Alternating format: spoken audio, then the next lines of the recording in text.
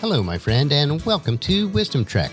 I am Guthrie Chamberlain, your guide to wisdom and creating a living legacy. Thank you for joining us for our 5-day-per-week wisdom and legacy building podcast. We are broadcasting from our studios at the Big House in Marietta, Ohio. Today is day 926 of our trek, and it is Wisdom Wednesday.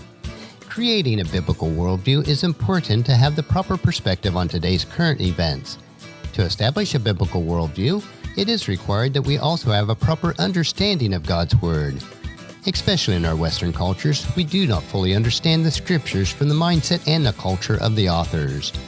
In order to help us all have a better understanding of some of the more obscure passages of God's Word, we are investing Wisdom Wednesdays reviewing a series of essays from one of today's most prominent Hebrew scholars, Dr. Micheal S. Heiser.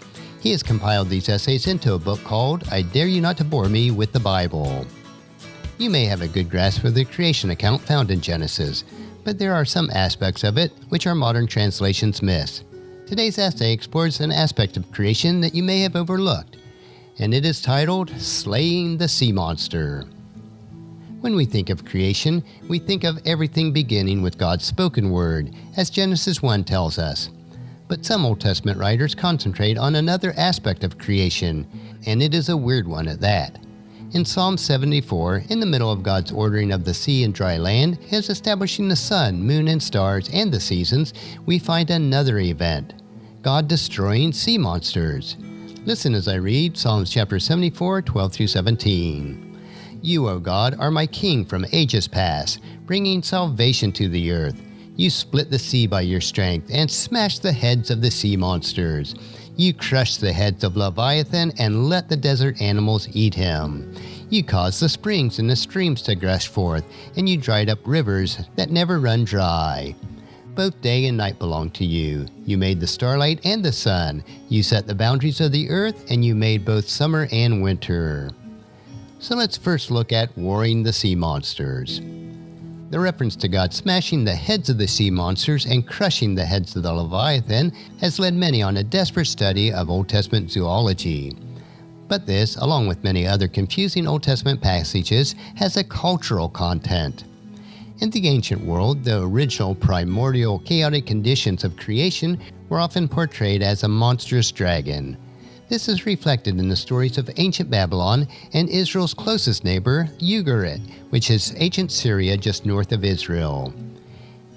In the literature of ancient Ugarit, the god Baal battles the sea, who is portrayed as a chaotic, churning sea with a terrifying sea dragons named Tanum and Latanu. These terms are equivalent to the Hebrew words which are found in Psalms chapter 74, verses 13 and 14.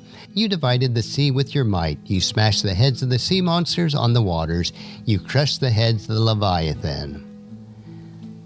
Other parallels are found elsewhere in the Old Testament.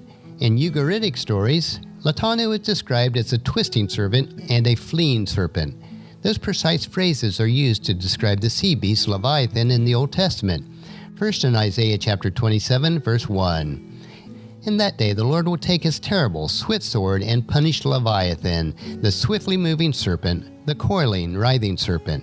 He will kill the dragon of the sea.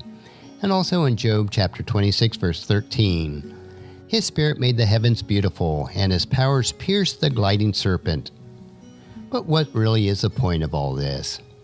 God didn't really fight a little dragon at the beginning of creation. This imagery reflects the mindset of the ancient world, which viewed the sea as unpredictably violent and unable to be tamed. It frightened the ancients. Only the power of a mighty God could produce a habitable world from a chaotic sea. A deed portrayed in the battle of the untamed deep, God was victorious in his conflict, as we are told in Psalms chapter 74. This imagery was intentionally repurposed throughout the Old Testament. Another example is taken from Isaiah chapter 51, verses 9 and 10. Wake up, O Lord, clothe yourself with strength. Flex your mighty right arm. Rouse yourself as in the days of old, when you slew Egypt, the dragon of the Nile. Are you not the same today, who dried up the seas, making the path of escape through the depths so your people could cross over? This imagery, the same imagery used in the creation stories, effectively describes the birth of a new nation after God's defeat of Egypt. Isaiah also describes the end of the days with the same language. In that day the Lord will punish Leviathan the fleeing serpent, Leviathan the twisting serpent, and he will slay the dragon that is in the sea. Isaiah chapter 27 verse 1. The book of Revelation also takes a cue from Isaiah chapter 27 verse 1 when it describes a time where there will be no more sea. Revelation chapter 21 verse 1 says, "Then I saw a new heaven and a new earth, for the old heaven and the old earth had disappeared, and the sea was also gone." The elimination of all that opposes God will only come with his final reign on earth.